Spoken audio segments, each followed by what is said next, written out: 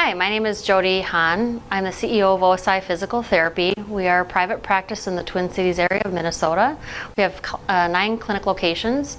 As we've been observing, our clinicians' stress levels have gone up because of not only just the requirements in providing the physical therapy, the care, their documentation, everything needs to get to be done on a day-to-day basis, but also this whole added component of trying to build relationships, trying to grow the practice. One of the benefits of Biagio's training was he's highly engaged, he understands the PT industry, and he also understands specifically the challenges of private practice. And so after training, I saw immediate excitement with our staff around some tactics that they had learned during Biagio's training. And within the first week, we saw our staff highly engaged in creating new tactics and strategies around growing their own practice.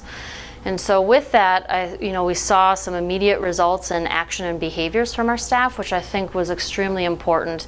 What was a stressful moment for them of how am I going to grow my practice, they now had the tools that they needed to take steps towards growing their practice. And I think for that, any PT would benefit from Biagio's training.